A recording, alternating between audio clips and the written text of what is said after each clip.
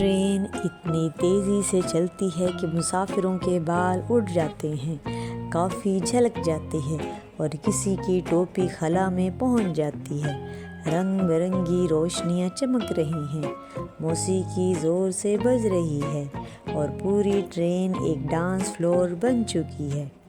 Train رک گئی کیونکہ ایک ضدی مرغی پٹری پہ کھڑی ہے اور ٹرین کو گھور رہی ہے۔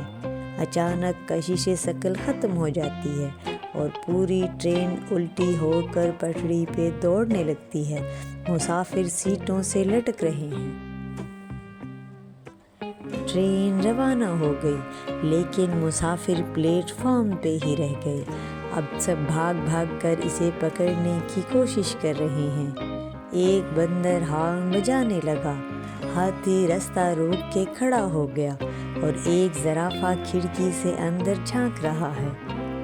ایک بھوتیا کنڈکٹر نظر آتا ہے جو ہوا میں تیرتی ہوئی پاپ کارن اور جوس مسافروں کو پیش کر رہا ہے۔ ٹرین میں مسافر نہیں بلکہ گرما گرم پیزا بھرے ہیں۔ لوگ اسے پکڑنے کے لیے بھاگ رہے ہیں تاکہ مفت سلائس مل جائے۔ دھوئیں کی بجائے ٹرین کے انجن سے بڑے بڑے بلبلے نکل رہے ہیں۔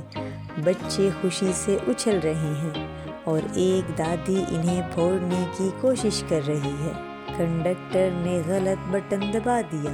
اچانک راکٹ بوستر آن ہو گئے اور ٹرین خلا میں پرواز کر گئی۔ مسافر خوش ہو کر ٹرین ہلکی سی جھٹکے سے گزرتی ہے اور اچانک ہر طرف آئس کریم گرنے لگتی ہے، کونز میں بھرنے لگتی ہے۔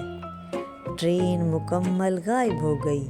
لوگ ہوا میں بیٹھے نظر آ رہے ہیں اور نیچے والے حیرت سے دیکھ رہے ہیں۔ کوئلہ ختم ہو گیا لیکن کوئی مسئلہ نہیں۔ ٹرین کو ہزاروں رنگ برنگے غبارے اوپر اٹھا رہے ہیں اور اب یہ آسمان میں تیر رہی ہے۔ ٹرین کا ہارن خراب ہو گیا اور ہر بار بجنے پہ پارٹی بلور کی آواز آتی ہے۔ ایک چھوٹے سے کیلے کے چھلکے کی وجہ سے پوری ٹرین پھسلنے لگتی ہے جیسے کسی کارٹون میں ہو۔